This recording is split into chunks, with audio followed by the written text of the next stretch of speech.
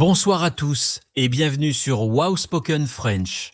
Je suis Antoine et ce soir nous avons un sujet vraiment amusant pour vous.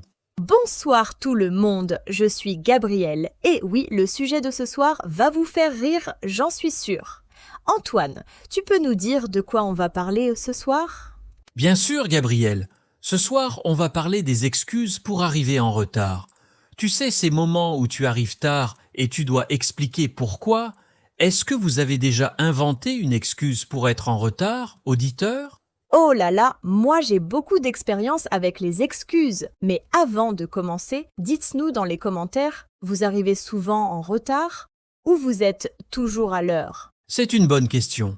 Moi, je dois admettre que j'arrive souvent en retard. Et aujourd'hui, j'ai une histoire vraie à vous raconter. Ce matin, j'avais une réunion très importante au bureau à 9 heures. Oh non, Antoine, je connais déjà la fin de cette histoire. Tu es arrivé en retard, c'est ça, c'est? Oui, exactement. J'ai regardé mon réveil à 7h30. Super. Je me suis dit, j'ai encore le temps. Alors j'ai fermé les yeux juste une minute. Juste une minute. Ah, et tu as dormi combien de temps en réalité? 1h15. Je me suis réveillé à 8h45. La réunion commençait dans 15 minutes et j'habite à 30 minutes du bureau. Mon Dieu, qu'est-ce que tu as fait? Tu as appelé ton patron pour lui expliquer? Oui, j'ai dû appeler. Et là, j'ai inventé une excuse. J'ai dit que ma voiture ne voulait pas démarrer ce matin à cause du froid. Mais c'est le mois de juin, Antoine. Il ne fait pas froid en juin. Je sais. C'était une très mauvaise excuse. Mon patron m'a dit « Antoine, il fait 25 degrés ce matin. » Et moi j'ai répondu « Oui, mais la nuit il faisait froid. » C'était terrible. Et il t'a cru? Ou il a compris que c'était une excuse inventée? Je ne suis pas sûr. Il a juste dit « Dépêche-toi, Antoine. » Mais je me suis senti vraiment mal. Les auditeurs, vous avez déjà inventé une excuse comme ça? Dites-le nous dans les commentaires. Moi, j'ai eu une histoire aussi. La semaine dernière, j'avais rendez-vous avec une amie dans un café. On avait dit 19h, 7h du soir. Et tu es arrivé à quelle heure en réalité? À 19h45, presque 1 heure en retard. Et mon amie attendait seule depuis longtemps.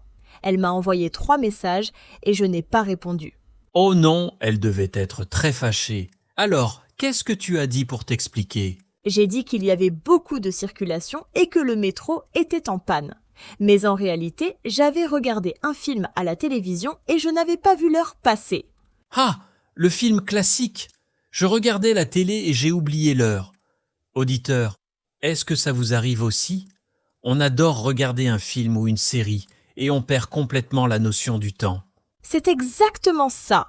Mon amie a accepté mon excuse, mais je pense qu'elle n'était pas complètement convaincue. Elle m'a regardé d'une façon très particulière. Je connais ce regard. Maintenant, parlons des excuses les plus communes en français. Parce que si vous êtes en retard en France, il faut savoir quoi dire. La première excuse très commune, c'est « il y avait trop de circulation ». Oui, en français, on dit « j'ai été bloqué dans les embouteillages ». Les embouteillages, c'est quand il y a trop de voitures dans la rue et vous ne pouvez pas avancer. Répétez avec nous. Les embouteillages. Très bien. Une autre excuse très utilisée en France, c'est les transports en commun. On dit « mon train avait du retard » ou « le métro était en panne ». La panne, c'est quand quelque chose ne fonctionne pas. En France, les gens utilisent beaucoup le train et le métro, alors cette excuse est très crédible. Mais attention, si vous êtes à Paris et vous dites que le métro était en panne, votre ami va peut-être vérifier sur son téléphone. C'est vrai. Maintenant, les gens peuvent vérifier tout sur Internet. Les excuses sont plus difficiles à inventer. Auditeurs, est-ce que vous pensez que c'est une bonne chose ou une mauvaise chose? Ah, une bonne question. Moi, je pense que c'est une bonne chose pour la vérité, mais une mauvaise chose pour les personnes créatives comme Antoine. Merci beaucoup, Gabriel. Très gentil. Bon, une autre excuse populaire, je n'ai pas entendu mon réveil. En français, le réveil, c'est l'appareil qui sonne le matin pour vous réveiller. Et ne pas entendre veut dire que le son n'est pas rentré dans vos oreilles. Ou peut-être que vous avez entendu le réveil, mais vous avez appuyé sur le bouton snooze. En français, on peut dire « j'ai appuyé sur le bouton répétition ». La répétition, c'est quand le réveil sonne encore 5 minutes après. Oh, je fais ça tous les matins. 5 minutes, encore 5 minutes. Et après 1 heure passe. Les auditeurs, vous utilisez le bouton répétition? Dites-nous combien de fois vous appuyez dessus chaque matin. Moi, c'est au moins 4 fois. Bon, continuons avec les excuses. Une excuse très intéressante qu'on entend souvent. Je n'ai pas trouvé ma clé. Les clés, vous savez, c'est l'objet petit en métal pour ouvrir les portes. Ah oui, je cherchais mes clés partout. C'est une excuse très commune parce que tout le monde perd ses clés parfois. Et c'est difficile à vérifier. Exactement. Ou une variante, je n'arrivais pas à fermer ma porte. Parfois, la porte de l'appartement fait des problèmes, surtout quand il fait humide. Gabriel, j'ai une question pour toi. Quelle est la pire excuse que tu as entendue dans ta vie? Vraiment la plus terrible et la moins crédible. Oh, bonne question. Je pense que c'était une collègue de travail. Elle est arrivée en retard d'1 heure et demie et elle a dit que son chat avait mangé ses chaussures et qu'elle avait dû aller acheter d'autres chaussures avant de venir au bureau. Son chat avait mangé ses chaussures. Ha ha ha, c'est incroyable. Et les autres collègues ont cru cette histoire? Personne n'a cru. Mais elle a continué à expliquer avec beaucoup de détails. Elle a dit le nom du magasin de chaussures, le prix qu'elle avait payé. C'était vraiment impressionnant. Et toi, Antoine, quelle est la pire excuse que tu as entendue ou inventée? Moi, j'ai inventé une fois une excuse terrible. J'avais oublié un dîner avec des amis. Complètement oublié, ils m'attendaient au restaurant et moi j'étais chez moi en pyjama devant la télévision. Oh non! Et qu'est-ce que tu as dit? J'ai dit que j'avais eu une urgence familiale. Mais mes amis connaissent toute ma famille. Alors ils ont commencé à poser des questions. Qui? Qu'est-ce qui s'est passé? Est-ce que tout le monde va bien? Et moi j'ai dû inventer de plus en plus de détails. C'est exactement le problème avec les grosses excuses. Vous devez vous rappeler de tous les détails que vous avez inventés. Et si vous oubliez un détail, la personne comprend que ce n'est pas vrai. Exactement. Antoine!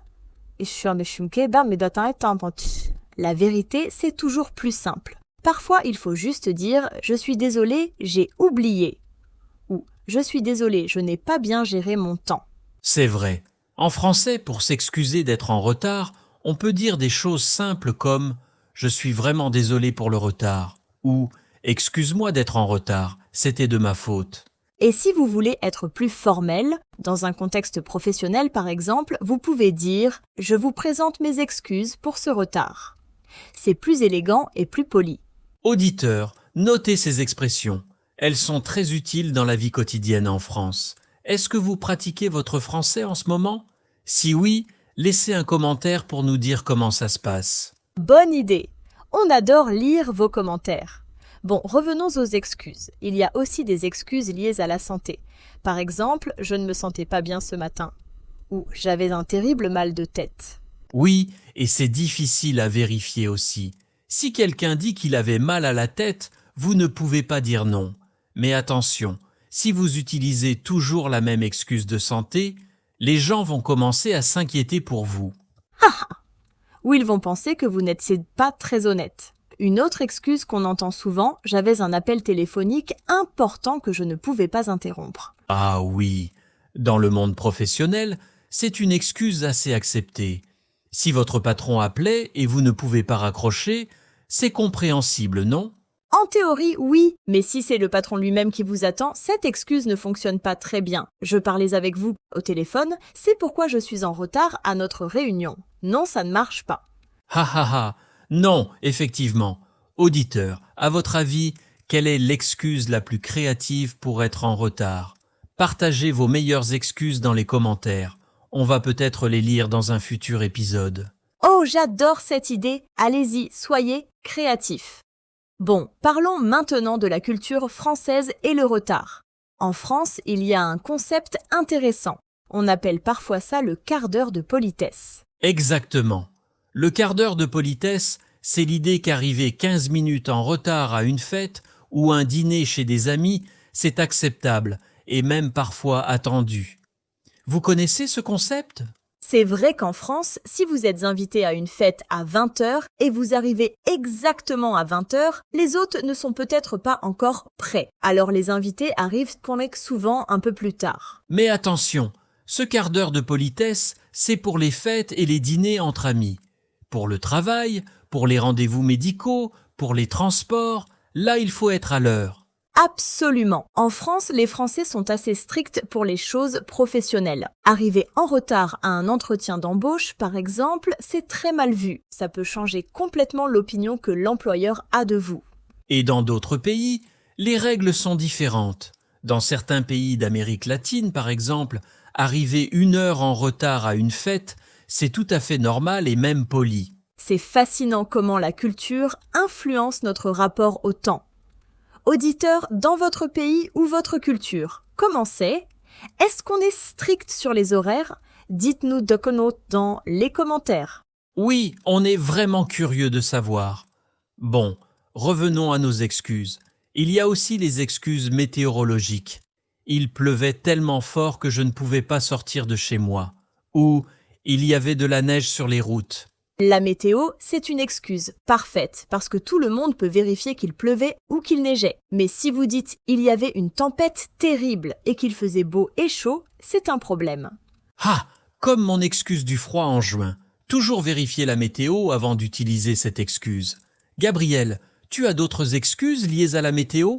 Oui, je n'ai pas pu trouver un taxi à cause de la pluie. Tout le monde voulait un taxi en même temps. C'est très crédible quand il pleut. Ou mon vélo avait une crevaison à cause des mauvaises routes mouillées. La crevaison, c'est quand le pneu de votre vélo perd son air. C'est une excellente excuse parce que ça arrive vraiment. Et c'est difficile à vérifier après. Exactement. Et si vous avez un vélo, vous pouvez même préparer l'excuse avant. Ma chaîne de vélo s'est cassée ou ma roue était cassée. Haha, on ne vous conseille pas de mentir, bien sûr. Mais c'est amusant d'analyser toutes ces excuses, non? Auditeurs, vous préférez dire la vérité ou inventer une excuse créative? Votez dans les commentaires. Bonne question. Moi personnellement, j'essaie toujours de dire la vérité maintenant. Mais quand j'étais plus jeune, j'avais une imagination très active. Ha ha ha, moi aussi. Bon, parlons des excuses liées aux enfants.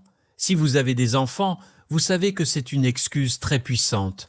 Mon enfant était malade ce matin. Oh oui, personne ne peut contester ça. Si votre enfant fait les ciblades, vous devez rester avec lui. C'est une excuse que tout le monde comprend et accepte facilement. Ou mon enfant n'a pas voulu aller à l'école ce matin et j'ai dû le convaincre. Ça, les parents comprennent très bien.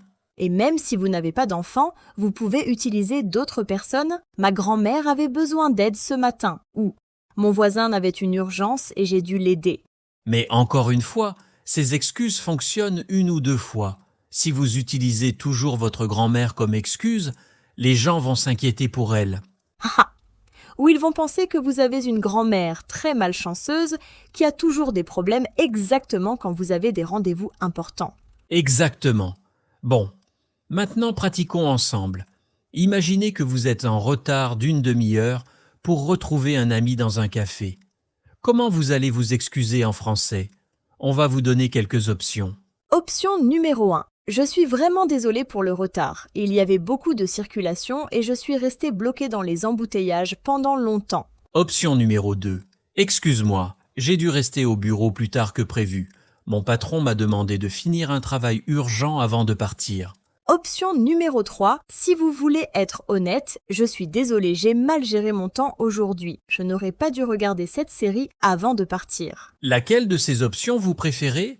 Personnellement, j'aime l'option numéro 2 parce qu'elle est crédible et facile à expliquer. Et vous, auditeur? Moi, j'aime l'option numéro 3 parce qu'elle est honnête. Et souvent, quand vous dites la vérité et vous assumez votre erreur, les gens sont moins fâchés que si vous inventez une excuse compliquée. C'est une très sage observation, Gabriel. Assumer ses erreurs, c'est un signe de maturité et de respect pour l'autre personne. En français, on dit « mea culpa » qui vient du latin et signifie « c'est ma faute ». Oui, mea culpa est utilisé en français aussi, et c'est une façon élégante d'admettre qu'on a fait une erreur. Et ça vient du latin, alors c'est très chic, non? Ah ah, très chic en effet. Bon, Gabriel, avant de terminer, Tu as des conseils pour éviter d'être en retard? Parce que la meilleure excuse, c'est de ne pas avoir besoin d'excuses. Absolument. Premier conseil, préparez tout la veille au soir. Vos vêtements, votre sac, tout ce dont vous avez besoin. Comme ça, le matin, vous n'avez pas à chercher vos affaires. Excellent conseil. Deuxième conseil, mettez votre réveil 15 ou 20 minutes plus tôt que nécessaire.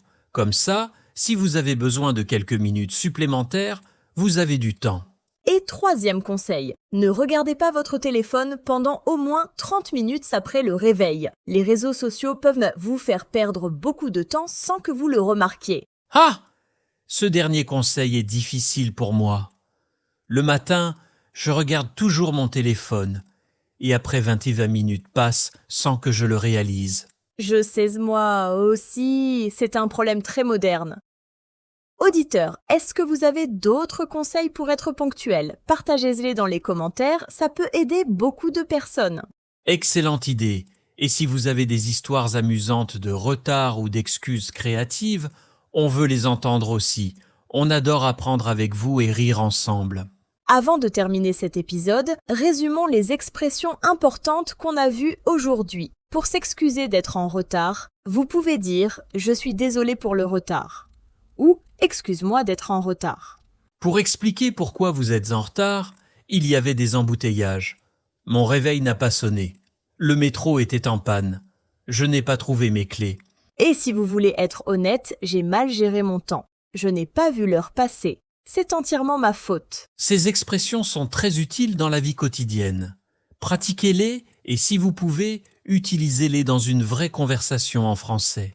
Et n'oubliez pas, la pratique régulière est le secret pour progresser en français. Même si vous faites des erreurs, continuez. Chaque erreur est une opportunité d'apprendre. Bien dit, Gabriel. Merci à tous nos auditeurs d'avoir écouté cet épisode de Wow Spoken French. On espère que vous avez appris de nouvelles choses aujourd'hui et que vous avez aussi un peu ri.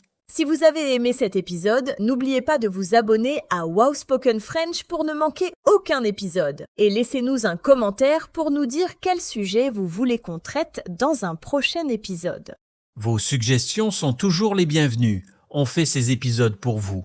Alors votre opinion est très importante pour nous. Merci encore une fois et à très bientôt sur Wow Spoken French. Bonsoir tout le monde. Bonsoir à tous et à très bientôt.